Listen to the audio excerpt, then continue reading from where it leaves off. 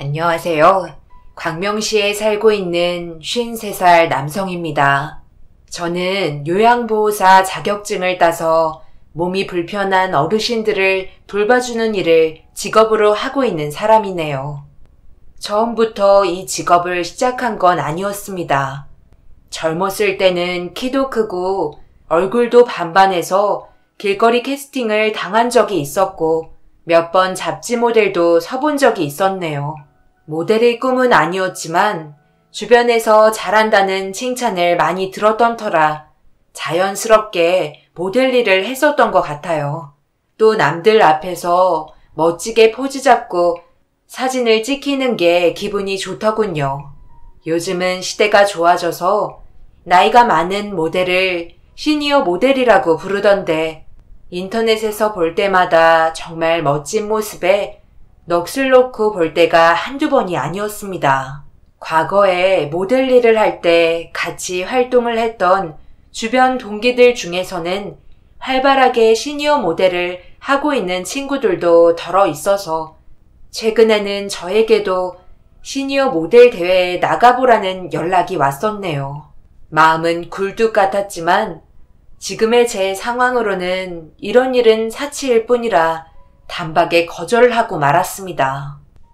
잘 나가던 장혁진은 어디로 갔어? 왜 이렇게 의기소침해 있는 거야? 네가 시니어 모델에 나가면 주변 시니어 모델들도 자극받고 분발할 거 아니야. 네 재능이랑 끼를 내가 아는데 요양보호사를 한다고? 우리 동기들한테 그 말 했더니 아무도 안 믿더라. 말이 되냐? 파리로 유학까지 갔다 온 장혁진인데 우리 아직 젊어. 하고 싶은 거 하면서 살아도 부족할 판인데 정말 네가 그런 일들을 한다는 게 마음에 있어서 하는 거야? 그렇다니까. 이제 모델 일이라면 지겹다. 나이 다 들어서 배도 나오고 내가 무슨 시니어 모델이냐? 그냥 일하면서 봉사나 할란다. 시덥지 않은 이야기 계속 할 거면 끊어. 나 이제 들어가 봐야 해. 친구는 마지막으로 잘 생각해보라는 말을 남기고 전화를 끊었습니다. 요즘은 나이가 많은 모델도 무대에 설 수 있다는 것이 얼마나 다행인지 모릅니다.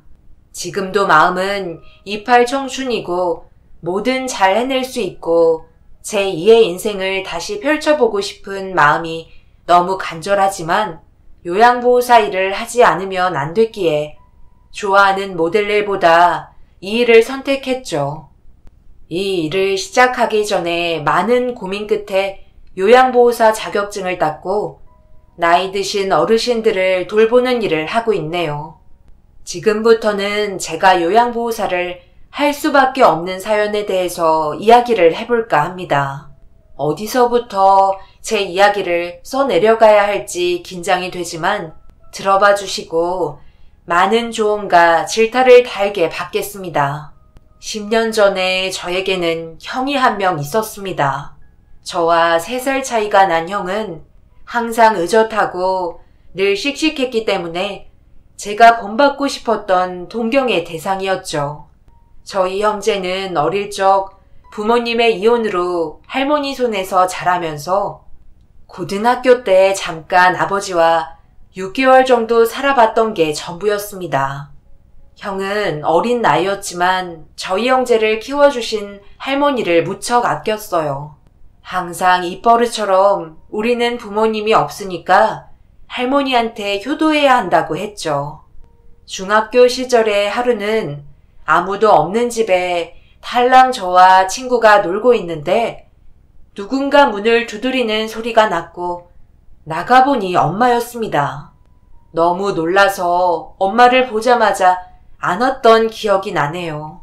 그런데 엄마는 뭔가 쫓기는 사람처럼 급하게 할머니 방으로 들어가더니 할머니 방에서 금반지와 금 목걸이 한 쌍을 들고 나가려는 거였어요. 뭔가 잘못된 것 같아 나가려는 엄마의 손을 잡았는데 엄마는 제 손을 뿌리치며 놓아달라고 사정을 했습니다.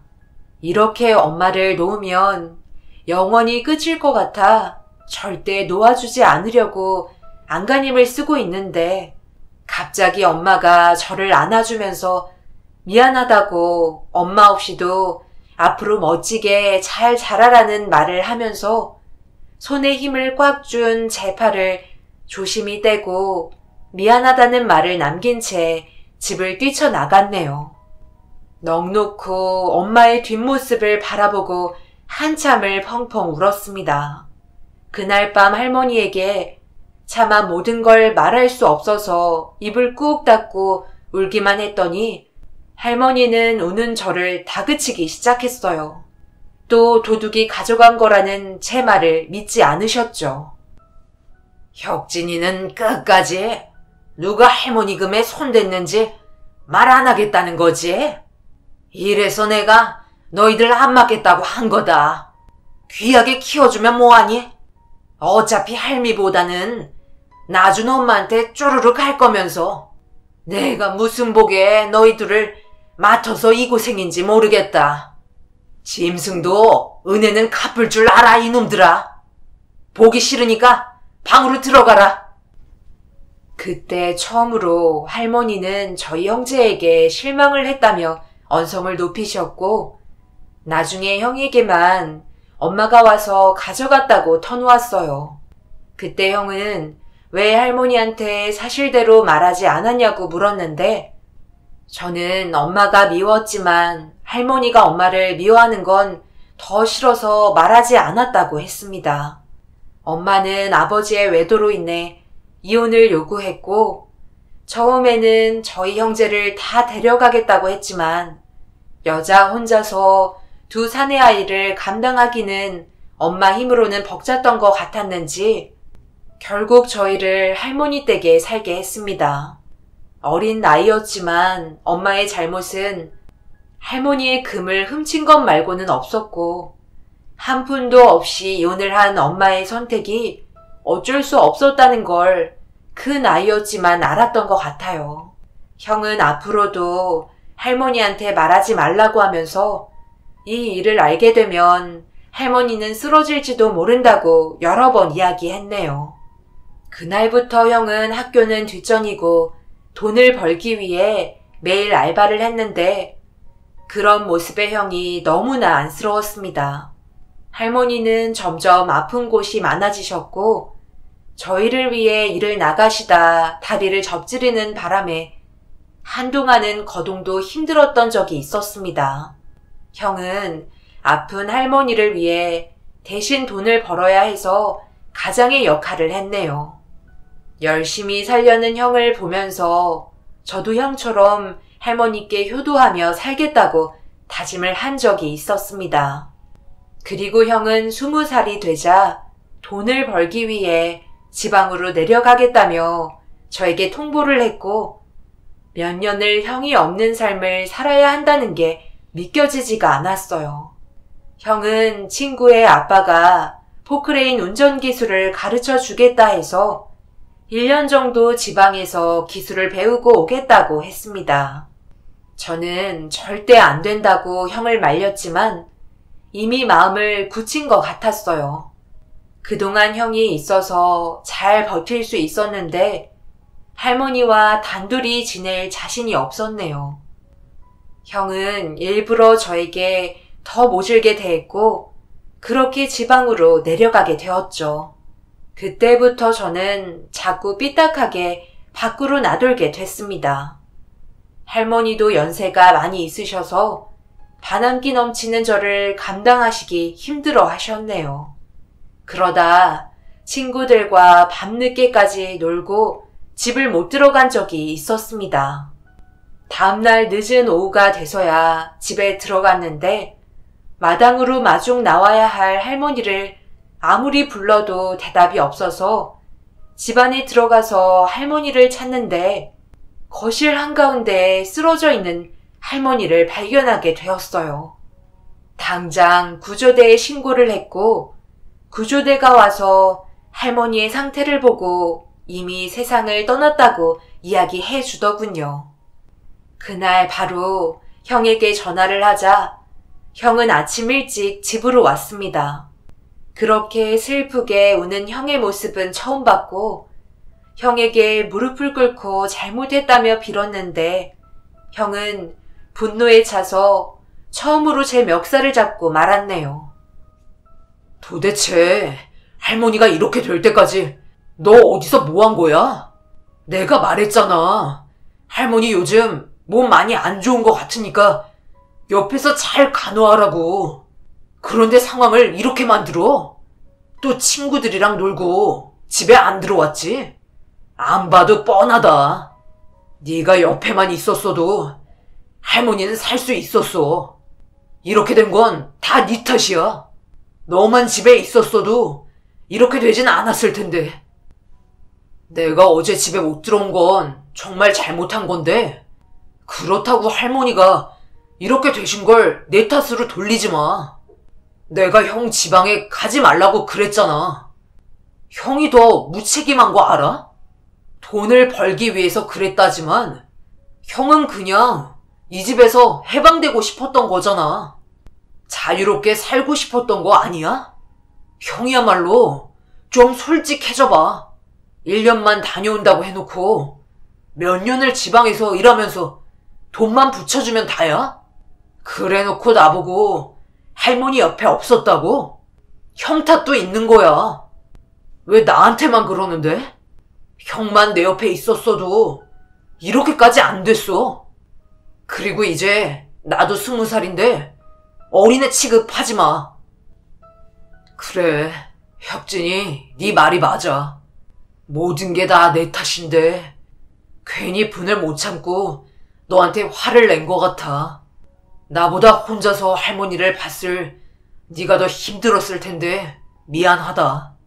실은 여기 올라와서 살 수도 있었는데 솔직히 올라오기 싫더라. 할머니 잔소리도 듣기 싫었고 그냥 지긋지긋해서 너한테 다 맡기고 형만 자유롭게 지내서 미안해. 이제는 그동안 못한 형 노릇하면서 너한테만 잘할 테니까 너 하고 싶은 거 있으면 말해봐. 형이 최대한 지원해 줄 테니까. 됐어. 이제 와서 무슨. 이제는 나도 성인이라서 하고 싶은 거 마음대로 할 수 있거든. 형은 그냥 내 옆에나 있어줘. 할머니가 돌아가시고 저희 형제는 예전보다 더 우애가 좋아졌고 서로 작은 아파트 전세를 얻어 할머니와 살았던 집에서 이사를 하게 되었습니다. 그날은 얼마나 기분이 좋았던지 앞으로 저희 형제에게 어려움이라고는 없을 줄 알았어요. 형은 포크레인 기사로 현장 일을 많이 다니면서 가끔 지방 출장에 있을 때는 일주일씩 집에 못 들어오고는 했습니다. 저는 그쯤에 모델 일을 하면서 알바를 하며 지냈죠. 그러다 자주 가는 옷가게에 직원 누나를 알게 되었는데 저보다 3살이 많은 누나는 형과 동갑이었습니다. 누나를 보기 위해 매일같이 옷가게에 들려서 필요도 없는 옷들을 한 벌씩 사오곤 했었죠. 어느새 저는 옷가게 누나를 짝사랑하게 되었고 고백을 하기 위해 시간을 보고 있었습니다. 하지만 누나에게는 애인이 있었고 제가 섣불리 고백을 하기에는 타이밍이 너무 안 맞았어요. 그래서 누나 곁을 맴돌며 친한 동생으로 남고 있었죠. 하루는 지방 출장을 다녀온 형에게 짝사랑 누나를 소개시켜주고 싶어서 쇼핑을 하자며 형을 설득했고 시내에 나가 옷가게에 들르려는 순간 제 눈앞에서 황당한 장면을 보고 말았습니다. 형은 서슴없이 제가 소개시켜주려는 옷가게에 들어갔고 짝사랑 누나를 껴안으며 안부를 묻는 게 아니겠어요? 너무나 황당해서 형과 누나를 여러 번 번갈아가며 쳐다보았습니다. 형은 넋이 나간 저를 보고 소개시켜주겠다며 짝사랑 누나를 애인이라며 소개해 주었고 누나는 제가 형의 동생이라는 것에 무척 놀라했네요. 혁진아, 아주 넉넉히 보네. 형 여자친구 너무 미인이지? 인사해. 여기는 형이 1년 전부터 만나고 있는 애인이고 이쪽은 내 동생. 처음 봤지? 둘 다 왜 이렇게 놀라해? 설마 아는 사이야? 혹시 혁진이 네가 매일 옷 산다는 곳이 여기인 거야? 형, 언제부터 연진이 누나랑 만났던 거야? 나한테는 여자친구 없다면서. 그런데 1년씩이나 만나고 있는 여자친구가 있었어? 미안하게 됐다. 그래서 이렇게 지금 말하잖아. 소개로 만났는데 서로 잘 맞아서. 안 그래도 혁진아, 너한테 이렇게 연진이를 소개하는 게 우리 곧 결혼할까 해. 아직 연진이 부모님한테는 말하지 못했고 혁진이 네가 처음 아는 거다. 네가 혁수 동생이었구나. 어쩐지 묘하게 닮은 부분이 있어서 설마 했는데 우리 진짜 인연인가 보다. 혁수씨, 혁진이 여기 완전 단골이야. 나는 모델이라는 동생이라서 옷에 관심 많구나 했지. 세상에, 이렇게 혁수씨 동생을 만나다니. 결혼이라니. 형, 결혼해? 나한테는 결혼 생각 없다며. 그런데 갑자기 왜 결혼을 한다는 거야? 도대체 형은 날 가족으로 생각하는 거야? 매번 무슨 일을 혼자서만 정해? 형이 정하면 나는 그냥 따르기만 하면 돼?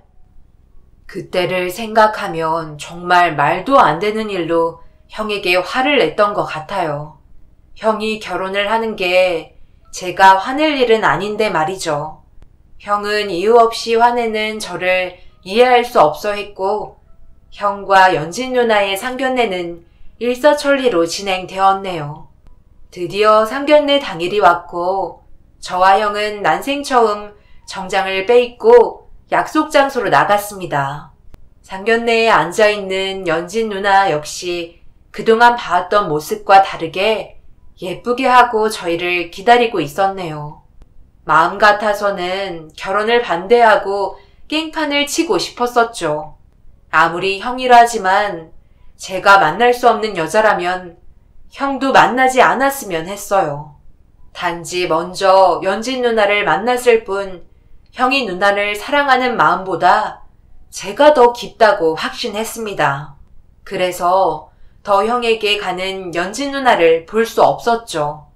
그런데 의외로 상견례 나온 연진 누나의 부모님의 말을 듣고 희망을 볼 수 있었고 어른들의 말에 당황하고 말았습니다. 우리 연진이랑 결혼을 하고 싶다고? 하는 일이 건설 업계에 있다고 들었는데 구체적으로 무슨 일을 하는 건가?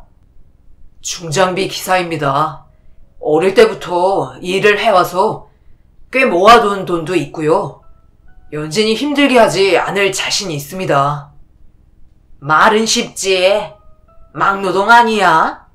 그리고 부모도 없다고 들었는데 솔직히 우리는 이 결혼 못하겠다고 말하려고 나온 걸세. 사람만 좋으면 우리도 웬만하면 결혼시키려 했는데 뭐 하나 괜찮은 게 있어야지. 우리 연진이 외동인 건 알지? 우리 부부가 얼마나 금지옥엽 귀하게 키웠는데 혁수라고 했나? 자네도 나중에 아이 낳고 살면 우리 마음을 알지도 모르겠지만 우리는 아무리 생각해도 이 결혼이 마음에 안 들어. 그쪽한테 연진이 줄 수 없겠네. 엄마, 집에서 이야기한 거하고 말이 다르잖아요. 분명 결혼 허락하겠다고 해서 만나러 나온 건데 그렇게 말하면 어떡해요? 사람 앞에서 이런 식으로 무한주기가 어딨어요. 저 혁수 씨랑 결혼할 거예요. 반대하셔도 소용없어요. 연진아, 네가 지금은 사랑이 좋다고 이러지만 그 사랑도 유효기간이라는 게 있는 거다. 아직은 모를 수밖에 없지. 아빠 엄마도 충분히 이해해. 그리고 철없을 때는 다 그러니까 여기서 너희들 이만 끝내라. 좋게 말할 때.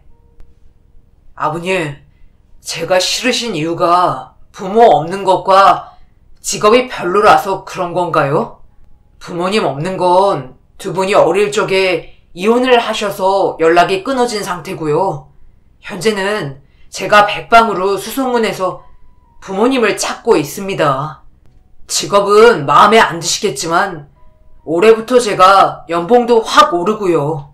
장담하는데 회사원 다니며 월급 받는 사람들보다 확실히 많이 벌고 연진이 고생 안 시킬 자신이 있어요. 전 부모님이 없으니까 제 부모님처럼 두 분을 지극정성 모시겠습니다.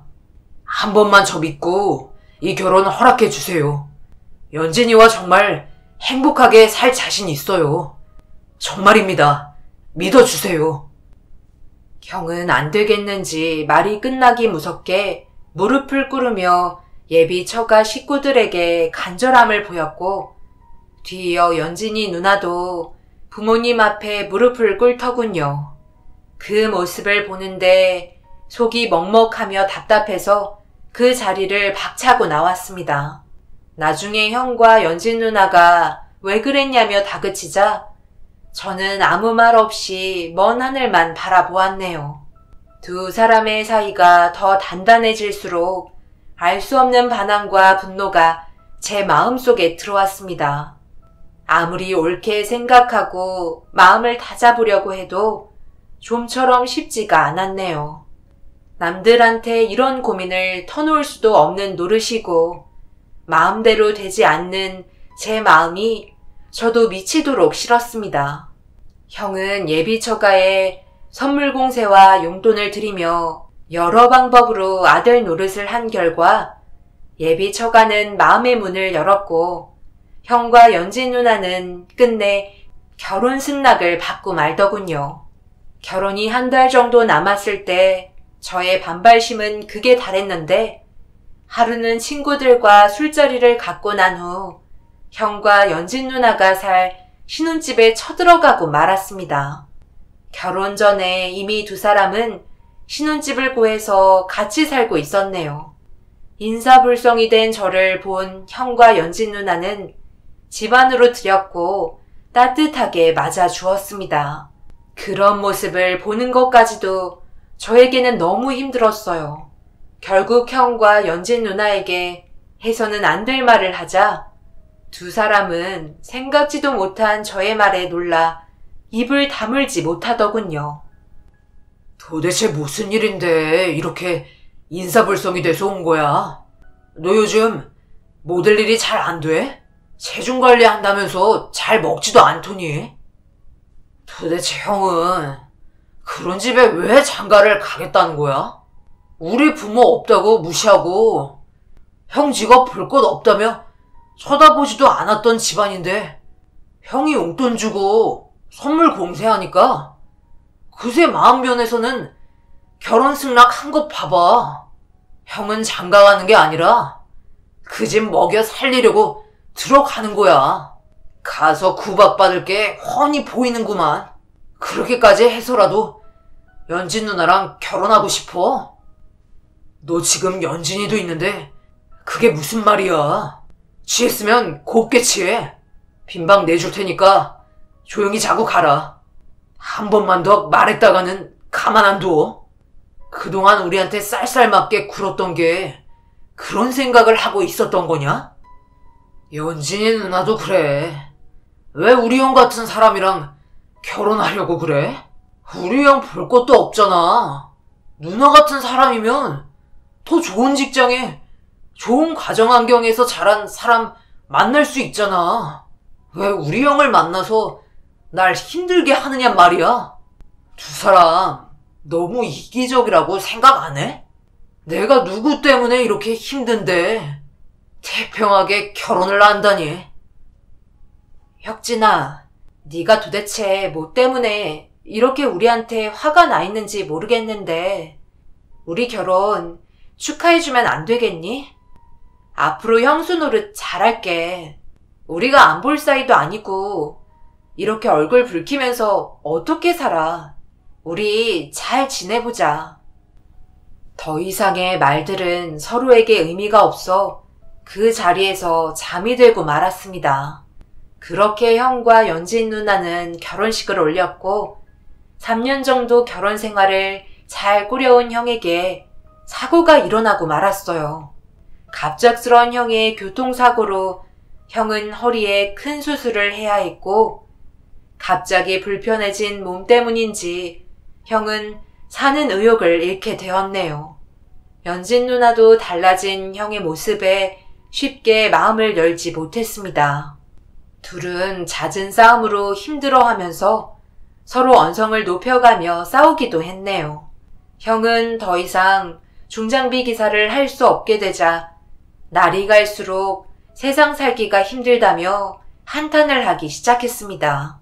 또 연진 누나는 생활비를 벌기 위해 일을 시작했고, 결국 저와의 식사 자리에서 언성을 높이며 이혼하자는 말까지 나올 만큼 두 사람의 사이는 금이 가기 시작했어요. 무슨 일로 네가 우리한테 식사 대접을 한다는 거야? 동생한테 오랜만에 밥도 얻어먹고 좋긴 한데 좋은 일 생긴 거야? 나 프랑스에 갈 것 같아. 에이전시에서 내 이력서를 냈는데 파리에서 연락이 왔대. 5년 계약이고 잘해서 계약 연장하면 더 오래 있을 수도 있는 거고.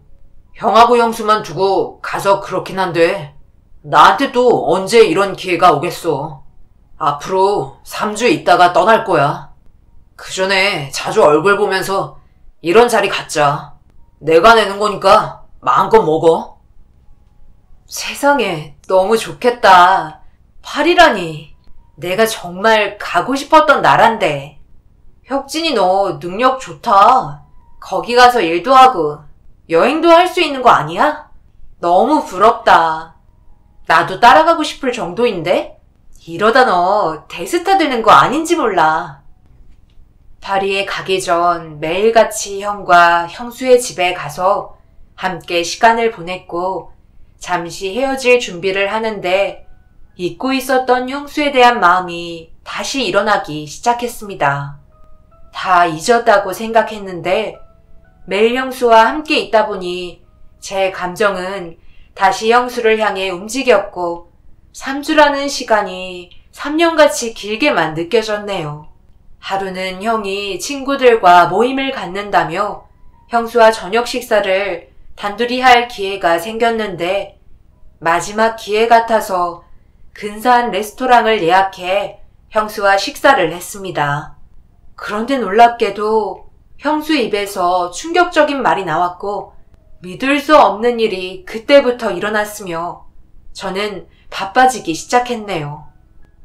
형수, 어쩌면 내가 형수한테 마지막으로 대접하는 식사 자리가 되겠네. 앞으로 5년 후에나 볼 테니까 그동안 우리 형 잘 좀 부탁해. 결혼 전에 내가 두 사람 결혼 반대한 건 다 있고 철이 없었어. 혁진아, 너 내 말 잘 들어? 아직도 나에 대한 마음이 있니?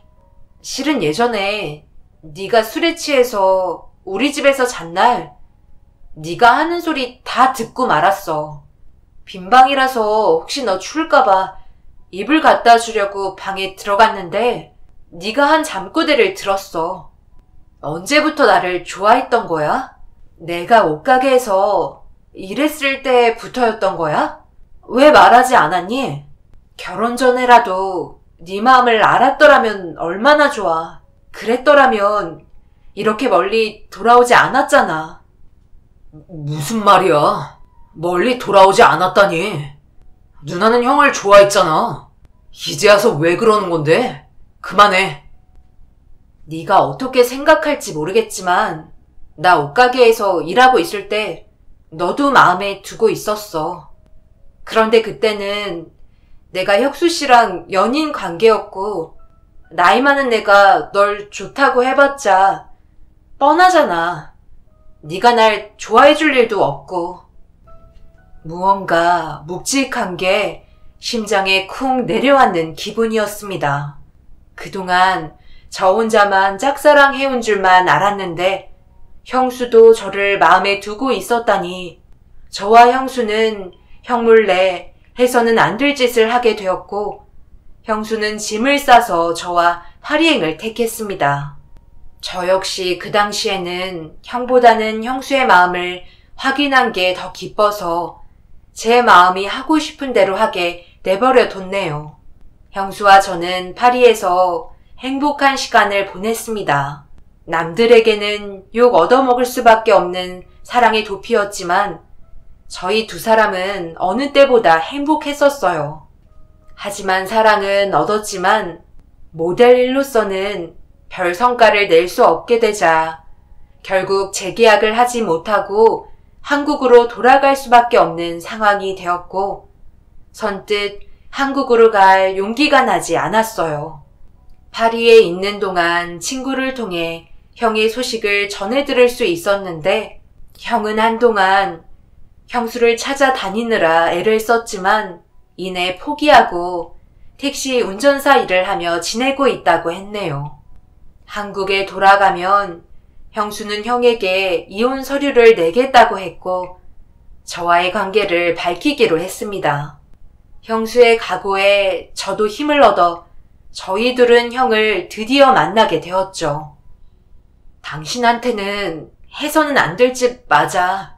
하지만 3년 동안 살면서 느낀 건 내가 당신을 많이 사랑하지 않는 거였고 이제는 내 마음이 누구한테 더 있는지 알았어. 미안하다는 말은 안 받아주겠지. 용서해달라는 것도 아니고 그냥 조금 이해해줬으면 좋겠어. 우리 상견례 때 아빠가 했던 말 기억나? 사랑해도 유효기간이 있는 거래. 당신과 나는 3년이었고 혁진이는 5년째 함께해도 힘들지 않고 행복해. 당신한테 말하지 못하고 파리로 간 건 정말 미안해. 뭐라는 거야? 너희들 내 앞에서 영화 찍니? 너희는 그냥 막장이야. 너희들의 사랑의 도피가 아름다운 영화가 될 수 있을 거라고 생각해? 어디서 포장을 해? 그냥 내가 장애인이라서 싫었다고 좀 솔직해져봐. 그럼 연진이 네가 말한 이해라도 하는 신용 해볼 테니까. 혁진이 너는 그냥 용서가 안 된다. 내 앞에서 그만 사라져줬으면 좋겠어. 저와 형수는 오피스텔을 얻어서 지냈고 형은 여전히 택시 운전을 하며 지냈습니다. 형수는 서류상 부부로 되어 있는 게 싫다며 형에게 이혼 서류를 우편으로 보냈는데 우편이 도착한 날 형은 과로와 저혈압으로 인한 쇼크사로 세상을 떠나고 말았네요. 처음에 병원에서 연락을 받았지만 병원으로 가는 내내 믿지 않았습니다. 그렇게 건강하고 저와 형수가 파리에서 4년을 넘게 지냈다고 밝혔을 때도 멀쩡했던 형이었는데 이렇게 갑자기 형을 떠나보낸다는 사실이 참을 수 없을 만큼 슬펐습니다. 형수를 사랑한 것과 형을 떠나보내야 한다는 사실은 별개의 문제였어요. 형의 여자를 빼앗았다고 손가락질을 당한다 해도 제 피부치인 형에 대한 애도의 표현이 거짓일 수는 없었습니다. 진심으로 슬펐고 형이 살아있을 때도 다시 돌아가고 싶은 마음이 간절했죠. 하지만 이미 후회는 엎질러졌고 다시 주워 담을 수 없었네요. 형이 세상을 떠난 그쯤 저에게 우편이 하나 날라왔는데 그날은 저와 형수가 파리행 비행기에 몸을 담은 날이었습니다. 정확히 5주년이 된 날이었죠. 우편을 열어봤는데 가평에 있는 집 주소가 적힌 종이가 나왔습니다. 보내는 사람은 적혀 있지 않았고 받는 사람에게 제 이름만 적혀 있었네요. 주말에 형수와 함께 가평에 있는 주소를 찾아갔는데 그곳에서 믿을 수 없는 광경을 목격하고 말았습니다. 어디서 잘 살고만 있을 줄 알았던 부모님이 계셨고 가평의 주소는 어느 요양원 주소였던 거였어요. 직원은 제 이름을 듣자마자 저에게 긴 편지가 적혀 있는 봉투를 주었는데 그 안에는 살아생전 형이 남긴 유서 같은 편지였습니다. 편지 내용은 그동안 저와 형수가 파리에서 행복하게 있는 동안 형은 연락이 안 닿은 부모님을 찾기 시작했고 그 일로 인해 형수의 일은 뒷전일 수밖에 없었다고 했어요. 자식을 책임지지 못한 두 분을 잊고 살려고 했지만 차마 자식된 도리로서 그렇게 하지 못했고 서로 각자의 삶을 살고 계시는 두 분을 바라만 보고 있다가 어머니가 치매라는 걸 알게 되자 형은 혼자 사시는 어머니를 가평에 있는 요양원에 먼저 모셨다고 했네요. 아버지는 재혼했던 가정에서 사시다 혼자가 되신 해에 어머니와 같은 요양원으로 아버지를 모셨다고 했습니다. 그 덕분에 요양원비는 2배로 들었고 중간중간 부모님의 건강 문제로 치료비가 나왔기 때문에 형은 아픈 허리를 부여잡고 택시 운전 일을 했으며 밤잠을 줄이면서 새벽 운전도 마다하지 않았다고 했네요. 편지를 읽는 내내 가슴이 터지는 줄 알았고 무릎을 꿇고 주저앉아 울고 말았어요. 형은 제가 형수와 파리에 있는지도 모른 채 살아왔었고 저에게 부모님을 찾았다고 연락을 할 수가 없었다고 했습니다. 그렇게 되면 파리에서 하던 일을 멈추고 한국으로 올까봐 걱정이 돼서 전화 한번 안 하고 무소식이 희소식이겠거니 하며 홀로 외로운 세월을 견뎌냈다고 했죠. 그리고 저희가 5년이 채 되기 전에 한국에 와서 그동안 형수와 저의 관계를 밝혔을 때 형은 이미 모든 걸 체념했다고 하더군요. 둘이 함께 파리에 갔을 거라고는 상상도 못했었고 그 사실을 받아들이는 시간이 힘들었지만 점점 몸이 망가지는 소리와 자신만 바라보는 부모님을 생각하기도 벅찼던 형은 저희 둘에게 원망이나 화낼 기력도 없었던 거였습니다. 그렇게 형은 상처를 품에 안고 살다 형수의 이혼 서류와 가로로 인한 스트레스로 인해 쇼크사하고 말았던 거죠.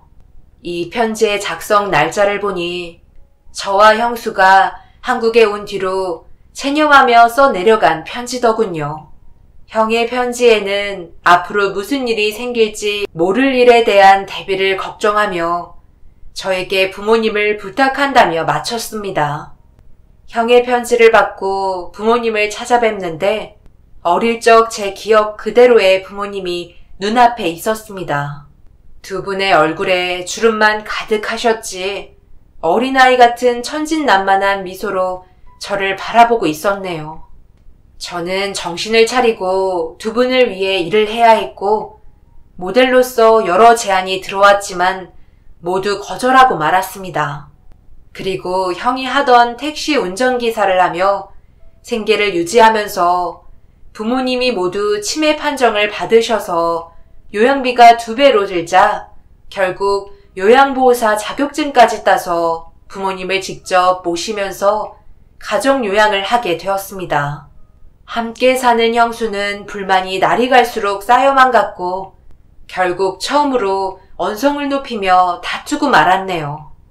형수의 입에서 기다렸던 대답이 나오자 서로 너무 지쳤던 시기라 선택을 해야 했고 미련 같은 건 없었습니다. 도대체 뭐가 불만이야?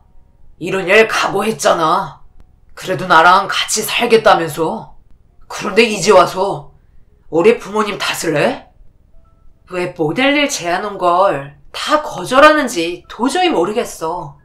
이런 택시 기사보다야 모델 일 하면서 편하게 돈 버는 게 좋잖아. 우리 꼴을 봐. 이게 사람 사는 집이니? 집에 들어오면 숨도 못 쉬어져서 맨날 환기시키는 건 알고 있긴 해. 겨울에도 창문 열어야 한단 말이야. 그냥 시설 좋은 요양원 보내드리면 되는데 이제 와서 효자인 척 하냔 말이야. 모델 일은 나도 너무나 하고 싶어. 하지만 택시기사는 부모님이 날 필요로 하면 언제든지 올 수 있는 시간적인 여유가 있잖아. 그리고 모델 일은 당신도 알다시피 항상 부모님 곁에 있을 수 없어. 밤에 촬영하는 일도 허다하고. 그럼 우리 부모님은 누가 돌보는데? 당신은 집에 있어도 당신 일이 바쁜 사람이잖아. 내가 알아서 한다는데 뭐가 불만이야? 그래, 이왕 이렇게 된 거 솔직하게 말하는데 나 당신 부모님 돌봐드릴 형편도 못 되고 마음도 없어. 이렇게 사는 건 서로 좋지 않으니까 이쯤에서 헤어지자. 언젠가는 모델 일 하면서 나 호강시켜줄 줄 알았는데 가만 보니 그냥 평생 당신은 이렇게 살 생각인 것 같아. 나도 더 이상 이 삶에 지쳤다. 그만 헤어져. 형수는 결국 저와 결별을 하였고 이런 결과가 어쩜 당연한 거였지만 그저 시간이 흐르는 대로 맡겼던 것 같아요. 현재 저는 형의 뜻을 받들어 부모님과 함께 살고 있습니다. 그래서 요양보호사 자격증도 땄고 좀 더 전문적으로 부모님을 돌봐드리고 싶었죠. 이제는 병으로 인해 어린아이가 된 부모님을 돌봐드리는 게 쉽지만은 않지만 형이 남긴 5주년 선물은 부모님이었고 형의 뜻을 더 이상 어기고 싶지 않네요. 처음에 요양원에서 부모님을 마주할 때는 두 분이 제 발목을 잡는다고 생각했어요.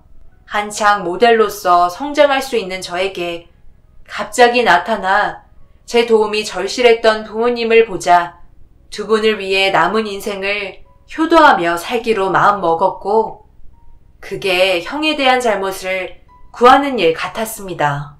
남들은 미련하게 모시지 말고 요양원에 모시고 하고 싶은 일을 하라고도 하지만 현재는 제가 하고 싶은 일이 있어서 그 일을 한다 해도 마음이 기쁠 것 같지 않네요.